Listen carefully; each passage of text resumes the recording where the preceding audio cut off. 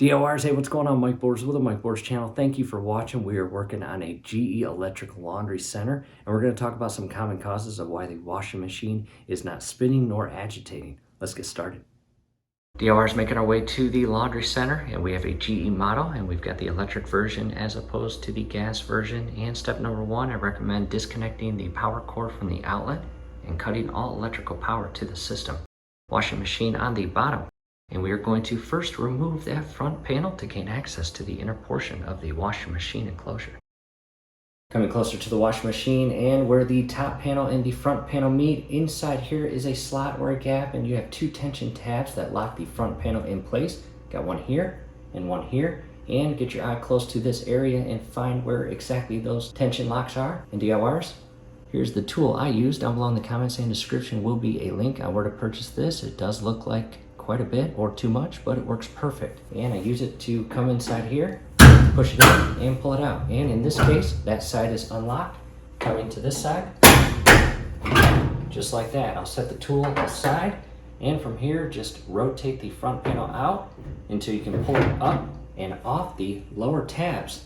Taking a step back in DIYers, as you can see, by removing that front panel, we now have much better access to the entire washing machine enclosure, where we have our entire washing machine bowl, the motor down below, the belt, the pulleys, the drain pump on the lower left-hand side, the electrical wiring and harness, and more.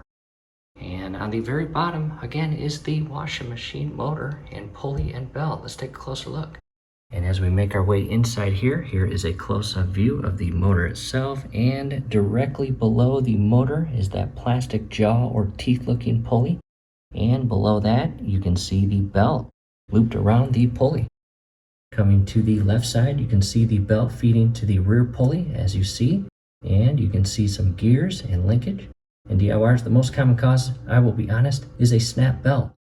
And in the event that you remove that front panel and you immediately see a snapped washing machine motor belt laying on the bottom portion of the enclosure, DIYers, that is your cause. There is no reason to further investigate. Installing a brand new belt should solve your issue. However, in the event that you do remove this front panel and your belt is perfectly intact and no signs of damage or harm to it, you will continue your investigation. And in the event that your linkage and gear on the rear pulley is damaged, that could cause it. And DIYers, I will be honest, these parts are plastic. Over time, they do wear out and they do malfunction. However, unlikely compared to the belt snapping. That again is your most common cause. But again, if your belt is not snapped, well, that's not the cause. And take a look at that rear pulley. In the event that you see any signs of damage to that pulley or upper white gear and linkage, that may be your cause. However, in the event that that does look good, we are going to direct our attention to the motor itself. Check that out. And coming over here, you can see the motor info, and we recommend OEM as opposed to aftermarket. And let me set the camera down to get a better view. And I did just that. As you can see, the front motor and the pulley and the bottom portion of the pulley where the belt loops into the slot and is locked in place. And if you follow the belt back to the rear pulley, there is a better view of the additional linkage and gears on top. Again, plastic. And as I just mentioned, DIYers, they wear out over time and they can malfunction or break or crack. And that will ultimately lead to your washing machine bowl not spinning nor agitating during the cycle. Not good. And I am going to ever so carefully rotate the entire pulley and belt system, as you can see. And you can see the rear pulley is not engaged with the upper white gear, and that will come into effect or into operation during the cycle. That white gear will lower into the teeth, and the two will lock in place and rotate or spin or agitate the system during the cycle. So again, I wanted to show you that. Again, the most common cause is a snap belt.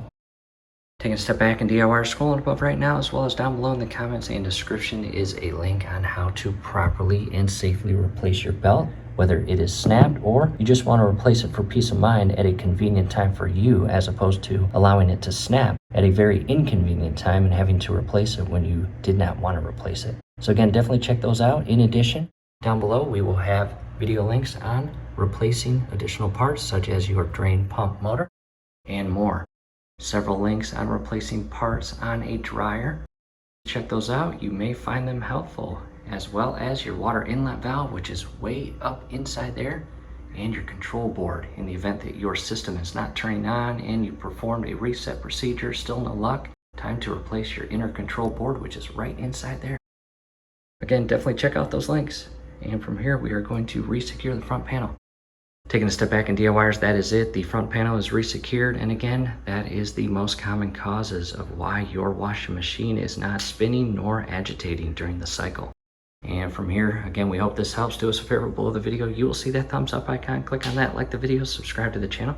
Definitely ring your YouTube bell. That would be very helpful to us. We'd really appreciate it. Thanks again for watching.